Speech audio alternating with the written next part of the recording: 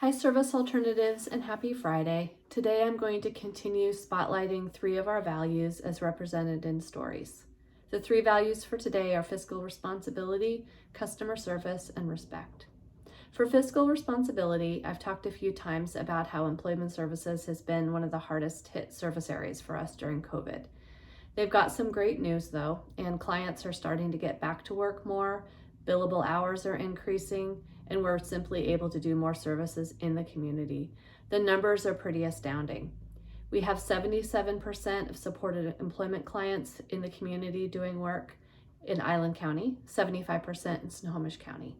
For community inclusion, we've got 57% doing community inclusion on the island and 20% doing community inclusion in Snohomish County. These are substantial increases from where we were at a year before, and I just commend the staff for the amazing work you're all doing to support clients to get back out into the community and to get your billable hours worked up. It's simply a great step to take in terms of fiscal responsibility, and it takes everybody coming together to make it happen. The second value for today is customer service, and I have 2 stories to share with customer service. The first is about customer service of a neighbor of ours in our Burlington office, and the second is customer service of our own. For the first story, there's a towing company that's right next to our Burlington office, and Joe is the name of one of the towers. He has been an amazing partner, and if you saw the Wednesday happenings that came out for SA Happenings, you saw that he has been a major factor in partnering. He has fixed bikes, he has provided bikes, he's provided Christmas presents, he's done amazing things. And when Jessie DePardo saw the story come in for Olivia, she remembered an older story about Joe. A few years ago, we had a staff that was stranded on the freeway, and it was during Berry Dairy Days, which is a big Burlington festival. And it happened to be during the parade when, of course, it must be very difficult to find tow truck drivers or anybody that's able to do anything. Joe happened to be off, and he was willing to help. He helped the staff person. He arranged for the car to be towed later after the parade because it was going to be too complicated to do it. And he has just shown himself to be such an amazing partner. His customer service that he has just gifted us as in terms of being neighborly really shines in that story. The second story about customer service relates to our Advocate Advisory Council. We have just had our 3rd virtual Advocate Advisory Council meeting. For anybody that doesn't recall our Advocate Advisory Council, it's a group of adult clients that we support. We access this group of clients in consultation matters, specifically around service delivery. And most recently, they did some consultation with us on what we can do as an organization to support them to get back out into the community as we come out of the pandemic and to do so safely. And also how we can celebrate getting out of the community, out of the pandemic. And so there's more to come later on that. But the customer service story is related to AJ and Summer. AJ and Summer are our facilitators for the Advocate Advisory Council. And one thing that we always do when we do this in person is we provide snacks. And it's an important part of this community building, just like anybody that gets together, food is often a central element.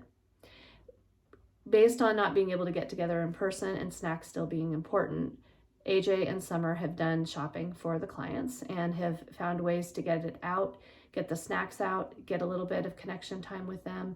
And it allows the clients to be ready for their meeting. They have their snacks, they're ready to go. Customer service shows up in so many ways. And this is just a way that Summer and AJ identified what those clients needed, which were snacks that were based on their own health and interest needs, and getting those to them. And it helps the meeting be successful and they feel appreciated and connected. So thank you to Summer and AJ, and I know both of you enjoy that so much as well, but I just appreciate the time and attention you pay. The last story for today is about respect. Doma is a client we serve on Whidbey Island, and Doma is able to go to all 5 weeks of Camp Horizon this year. This has been a goal of Doma's for the last 2 years, and she has worked on building her stamina to get ready for this. The first 2 weeks, there's a lot of adventure involved, and the last 3 weeks means there's just a lot of camp involved. But her eventual dream is to become a camp counselor. Respect shows up in so many different ways. One of the ways is about really understanding a client's needs and dreams and goals, and then truly meeting them where they're at, supporting them wherever they're at in their life, and helping them to accomplish that. So congratulations to Doma. Lastly, I can't end a message right now without talking about COVID. the thing that at some point we'll be able to hopefully stop talking about. But we know that we're continuing to find our way out of COVID. We know that there continues to be confusion right now.